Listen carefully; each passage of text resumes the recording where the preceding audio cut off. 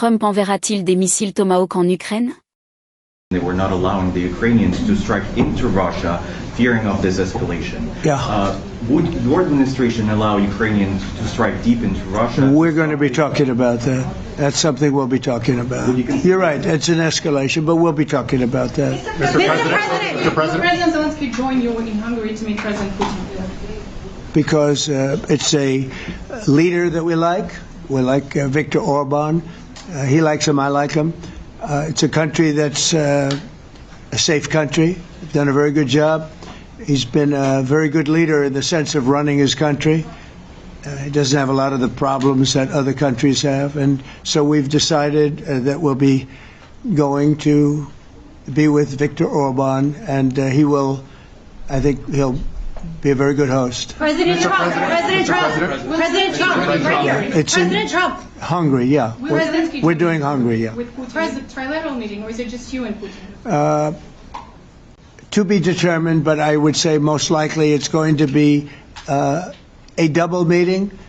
It'll be a double meeting, but we will have the President, Zelensky, in touch. There's a lot of bad blood with the two presidents, and I'm not speaking out of turn when I say it. It's a very difficult situation.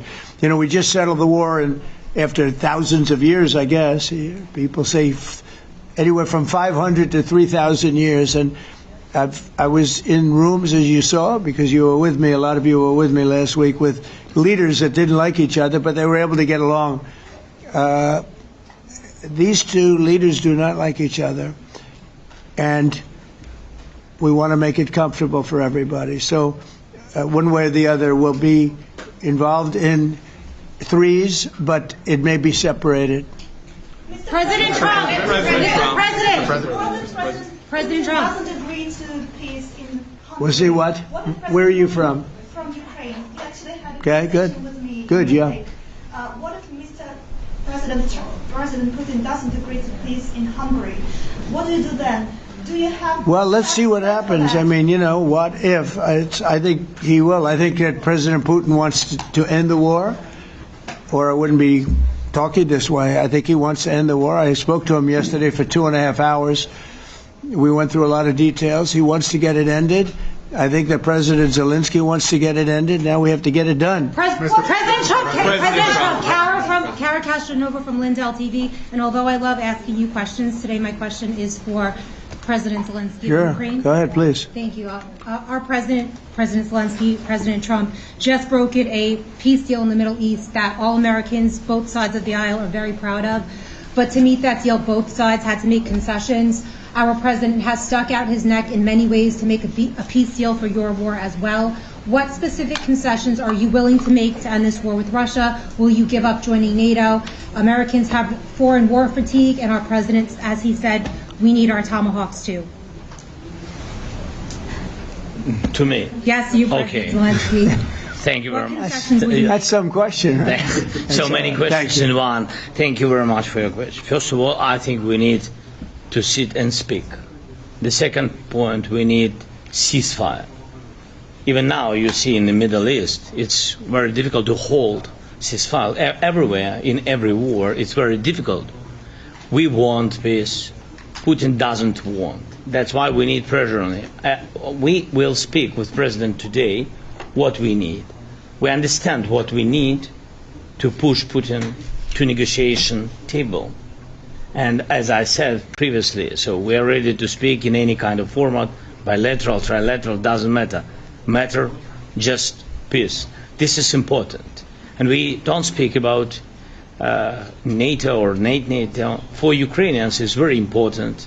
Of course, it's our decisions of allies to decide where we are. But are you willing to give up Yes, joining but the NATO? most important thing for people in Ukraine, which are under each day's attacks, to have really strong security guarantees. NATO is the best, but weapon is very important. Allies on our side is very important, and between us, for us, bilateral security guarantees between me and President Trump is very important. I don't know, we didn't speak with details about it, but this is the most important document because the United States is very strong. Sir, President Trump, you are the middleman right now, hoping to end this conflict. Who is doing a better job negotiating, President Zelensky or President Putin? I think they're both doing a great job in that sense. We have to get it done. We've got to take some of the hatred of each other. You know, they don't like each other. I say that in front of President Zelensky, but I say it in front of President Putin too. They have tremendous bad blood. It really is what is holding up, I think, a settlement. I think we're going to get it done, and we have to make it long-lasting. As I said in the Middle East, everlasting, right? Everlasting. And the Middle East is a much more complicated situation. You know, we had 59 countries involved, and every one of them agreed. And it's, you know, it's sort of amazing. Most people didn't think that was doable. This is going to be something I really believe that's going to get done. I had a very good talk yesterday with President Putin. I think he wants to get it done. And President Zelensky, right behind you. When we were in Israel with President Trump earlier in the week, we heard a lot about the difference in diplomacy between President Trump and President Joe Biden before him. What do you see as the biggest difference in diplomacy between President Trump and President Biden? President Trump has a big chance now to finish this war. President Biden now is not the president, so he doesn't have a chance to finish this war. And President Trump is really showed for the world that he can manage ceasefire in Middle East, and that's why I hope that he will do this, and we will also have such big success. For Ukraine, it's a big chance, and I hope that President Trump can manage it. I would say the biggest difference is one is extremely competent and the other one is grossly incompetent. Mr. President. Sir, a few weeks ago in New York when you two met, you said that you think Ukraine could ultimately take back all the territory that it's lost so far. Do you still think that's the case, or do you think there'll have to be some sort of You never know. Look, you know, war is very interesting. You never know, do you? You just never know. With war and peace, but you never know. Are you ready? Mr. Please. Russia calls Tomahawk supply to Ukraine as an escalation, yet it continues using similar cruise missiles like Caliber. And Yeah. Who are you with? Who are you with? You Ukraine? Yeah. Good. But Russia continue even using the cruise missiles and also nuclear-capable ballistic missiles in Ukraine since 2022. So do you consider providing Ukraine with the Tomahawk or similar missiles as an opportunity to equalize the possibilities of Ukraine and Russia and push Moscow to the negotiation table? Sure. We're going to be talking about that. That's why we're here. Okay? Fair question.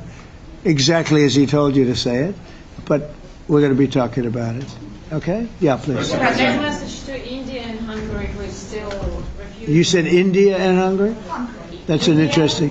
And Hungary. India and Hungary. It's an interesting combination. Refuse to stop buying Russian oil.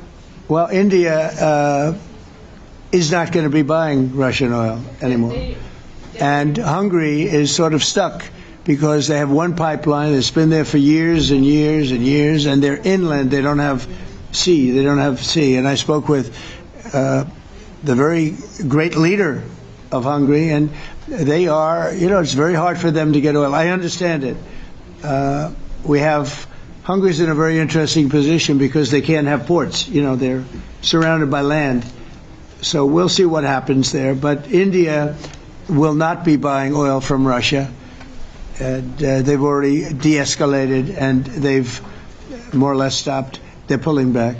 They bought about 38% of the oil, and they won't be doing it anymore. Mr. President Trump has been helping you in achieving peace in Ukraine. Who has? First Lady Melania Trump has been helping in returning abducted Ukrainian children from Russian captivity. President Zelensky, do you appreciate those efforts? How do you assess them? And did you ask her to step in and to help you? No, she wanted to do it. She felt very strongly about the children, and she's done a really good job, I think, in bringing it to the fore. You know, we have a lot of children involved. Now, it's some people say it's 20,000 and some people say it's 300.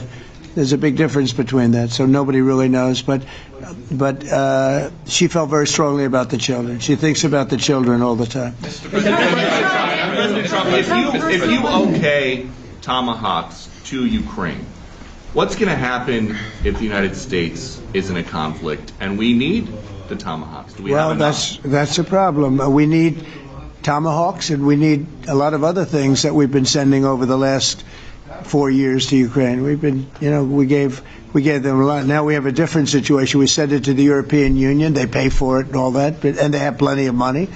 But it's beyond the money. We need Tomahawks, or we need a lot of other weapons that we're sending to Ukraine. One of the reasons we want to get this war over is exactly that. It's not easy for us to give. You're talking about massive numbers of very powerful weapons. So that's one of the things we'll be talking about. Hopefully they won't need it. Hopefully we'll be able to get the war over with without thinking about Tomahawks. I